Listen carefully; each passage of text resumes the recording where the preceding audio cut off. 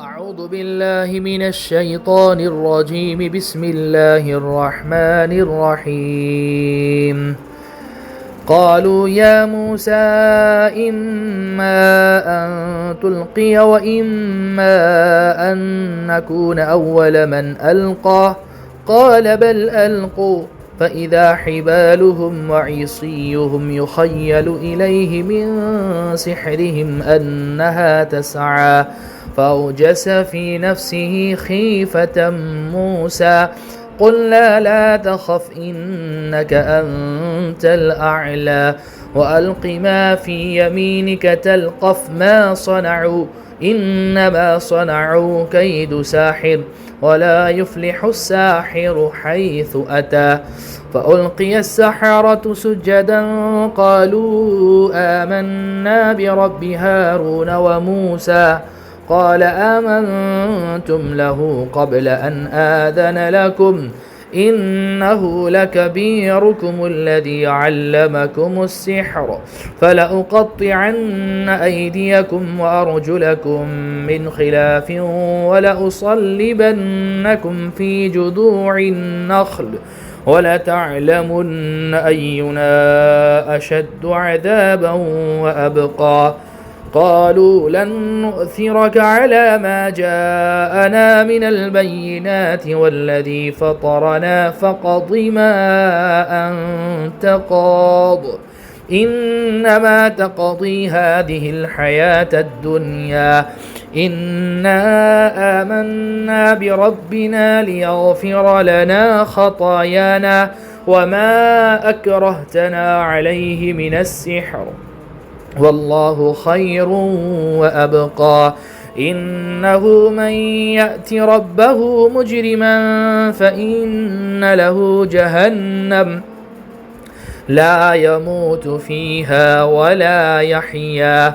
ومن يأته مؤمنا قد عمل الصالحات فأولئك لهم الدرجات العلى جنات عدن تجري من تحتها الأنهار خالدين فيها وذلك جزاء من تزكى. میرے عزیزو پیارو بزرگو اللہ کے رسول پر ایمان رکھنے والے میرے دین عظیم بھائیو، یہ 12 آیتیں جن کی تلاوت ابھی آپ حضرات کے سامنے کی گئی سورہ طٰہٰ کے تیسرے رکوع کی 12 آیتیں ہیں. ان آیات پر سورہ طٰہٰ کا تیسرا رکوع یہ مکمل بھی ہو رہا ہے.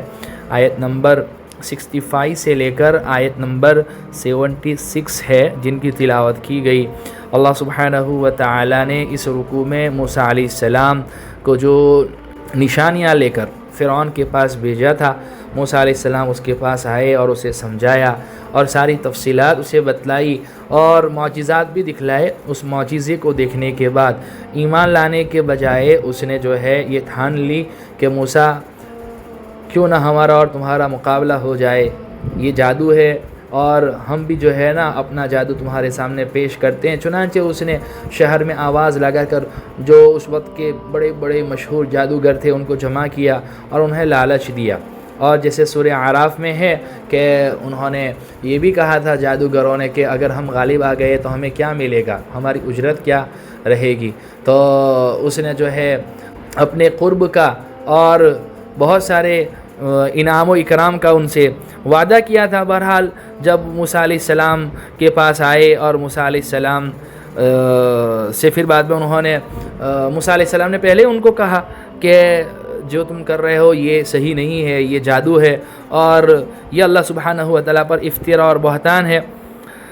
لیکن جو ہے بالآخر انہوں نے مقابلہ کرنے کی ٹھانی. اس کے بعد جو ہے یہاں سے جو آیتیں پڑھی گئی اس میں جو ہے اسی بات کی پہلے گفتگو ہے کہ انہوں نے کہا کہ پہلے ہم اپنا کرتب دکھائیں یا آپ اپنا کرتب دکھاتے ہو. نعوذ باللہ. حالانکہ موسیٰ علیہ السلام کوئی کرتب نہیں دکھا رہے تھے، موسیٰ علیہ السلام کا تو معجزہ تھا، کرتب تو وہ جادوگر لوگ دکھا رہے تھے. قالوا یا موسیٰ اما ان تلقی و اما ان نکون اول من القی. جادوگر بولے موسیٰ یا تو تم اپنی لاٹھی پہلے ڈال دو یا پھر ہم ڈالنے میں پہل کریں. موسیٰ علیہ السلام نے کہا نہیں تم ہی ڈالو. پھر اچانک ان کی ڈالی ہوئی رسیاں اور لاٹھیاں ان کے جادو کے نتیجے میں موسیٰ کو ایسی محسوس ہونے لگی جیسے دوڑ رہی ہیں. فَأَوْجَسَ فِي نَفْسِهِ خِيفَةً موسیٰ، اس پر موسیٰ علیہ السلام کو اپنے دل میں کچھ خوف محسوس ہوا. یہ طبعی خوف تھا، اور اس لیے تھا کہ جو شعبدہ ان جادوگروں نے دکھایا وہ بظاہر اس معجزے سے ملتا جلتا تھا جو حضرت موسیٰ علیہ السلام دکھا چکے تھے. لہذا خوف یہ تھا کہ لوگ حضرت موسیٰ علیہ السلام کے معجزے کو بھی کہیں جادو ہی نہ سمجھ بیٹھیں. ہم نے کہا، اللہ تعالیٰ فرماتے قُلْنَا لَا تَخَفْ إِنَّكَ أَنْتَ الْأَعْلَى. جب کچھ طبعی خوف ان کو محسوس ہوا تو ہم نے ان سے کہا کہ ڈرو نہیں، یقین رکھو تم ہی سربلند رہو گے. وَأَلْقِ مَا فِي يَمِينِكَ تَلْقَفْ مَا صَنَعُوا إِنَّمَا صَنَعُوا كَيْدُ سَاحِرٍ وَلَا يُفْلِحُ السَّاحِرُ حَيْثُ أَتَى. اور جو لاٹھی تمہارے دائیں ہاتھ میں ہے اسے زمین پر ڈال دو، ان لوگوں نے جو کاریگری کی ہے وہ اس سب کو نگل جائے گی، یعنی ان کا کرتب جو ہے دھرا کا دھرا رہ جائے گا. ان کی ساری کاریگری ایک جادوگر کے کرتب کے سوا کچھ نہیں. یعنی یہ شعبدہ بازی ہے، یہ جو ہے نظر بندی ہے، اور یہ جو ہے کرتب دکھانا ہے.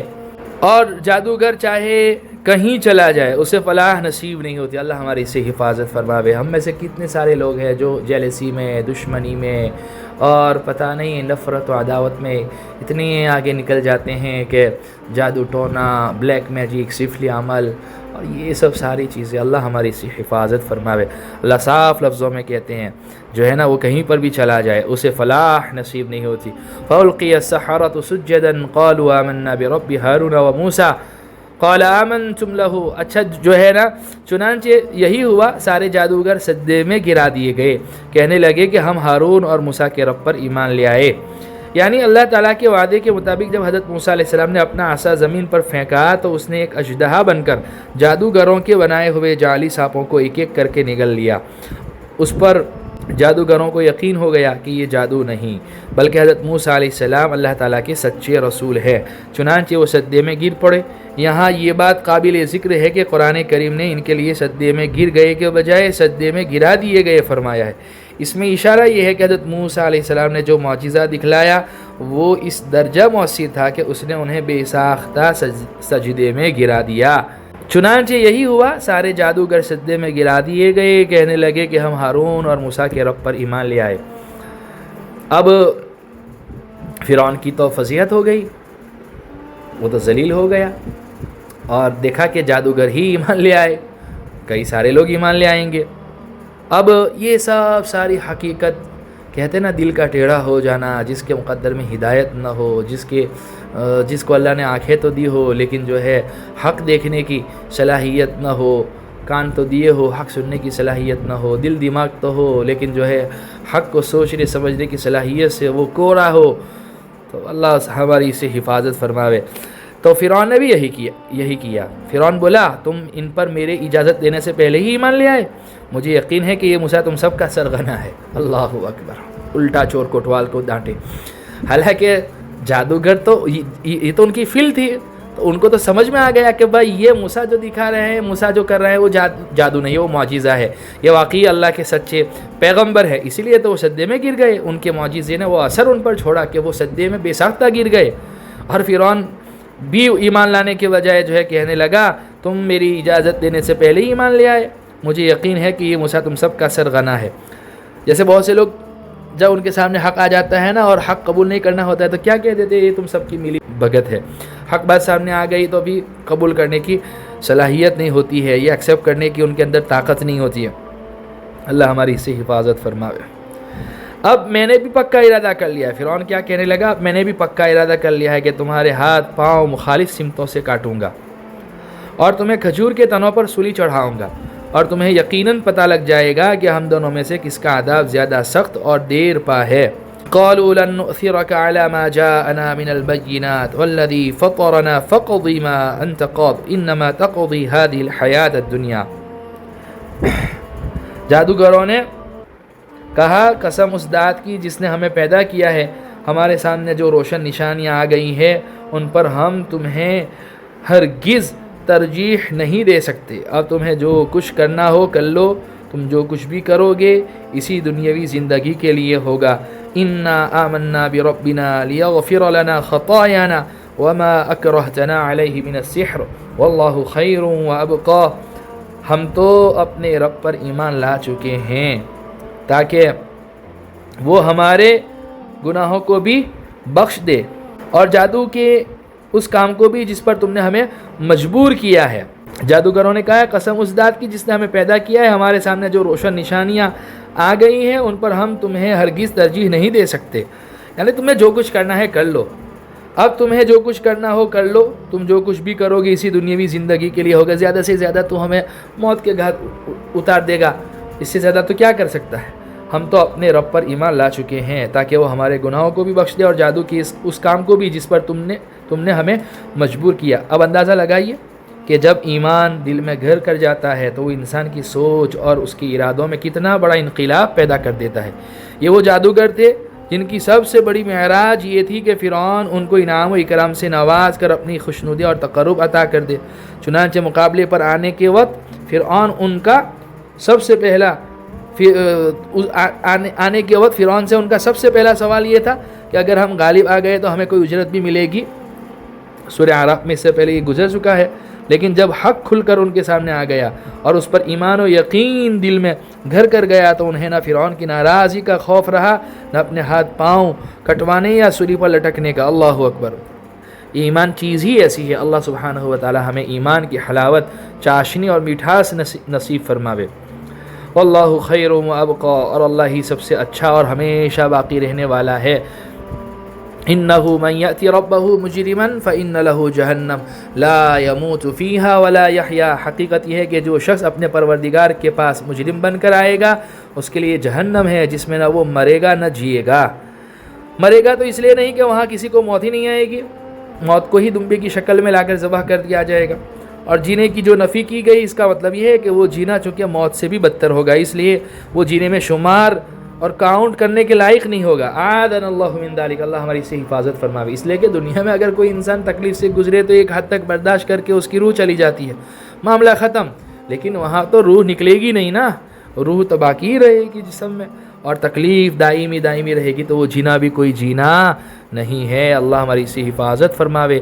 اور دوسری طرف اللہ فرماتے ہیں وَمَن يَأْتِهِ مُؤْمِنًا قَدْ عَمِلَ الصَّالِحَاتِ فَأُولَٰئِكَ لَهُمُ الدَّرَجَاتُ الْعُلَىٰ، اور جو شخص اس کے پاس مومن بن کر آئے گا جس نے نیک عمل بھی کیے ہوں گے تو ایسے ہی لوگوں کے لیے بلند درجات ہے۔ جنات عدن تجری من تحتها الانہار خالدین فیہا ذلک جزاء من تزکا، وہ ہمیشہ رہنے والے باغات جن کے نیچے سے نہریں بہتی ہوں گی جن میں وہ ہمیشہ رہیں گے، یہ صلہ ہے اس کا جس نے پاکیزگی اختیار کی، یعنی متقی لوگوں کا۔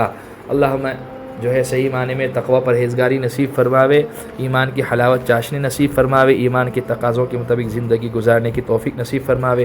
عزیزو پیارو، واقعی بہت بابرکت مہینہ جو ہے شروع ہو چکا ہے، ہمیں صحیح معنی میں اس کی قدر نہیں ہے، ورنہ اس کی تیاری تو بہت پہلے سے ہونی چاہیے تھی، اور ہمارے اکابرین کا معمول بھی یہی تھا۔ ہم قرآن کی خوب تلاوت کریں، روزوں کی حفاظت فرماویں، غیبت سے، چگلی سے، غلط مجلسوں سے، محفلوں سے، بد ظنی سے، بدگمانی سے اپنے آپ کو بچائیں۔ اسی طریقے سے جو ہے تراویح شوق اور طلب اور ثواب کی امید کرتے ہوئے جو ہے پڑھیں، اور جو ہے مقبول اور مبرور ساری عبادتیں اللہ کے دربار میں جو ہے نا پیش کرنے کی جو ہے پہل کریں اور کوشش کریں، اور نیکیوں میں ایک دوسرے سے آگے بڑھنے کی ہم جو ہے نا کوشش کریں۔ اللہ سبحانہ و تعالی رمضان المبارک کے انوار و برکات ہم تمام کو نصیب فرماوے۔ رحمت کا عشرہ چل رہا ہے، رب اغفر وارحم وانت خیر الراحمین، یہ دعا کثرت سے پڑھیں۔ اے اللہ بخشش فرما دیجئے، معاف فرما دیجئے، رحم فرمائیے، آپ بہترین رحم کرنے والے ہیں۔ اللہ ہمارے اس مبارک سلسلے کو بھی قبول فرماوے۔ وآخر دعوانا ان الحمد للہ رب العالمین۔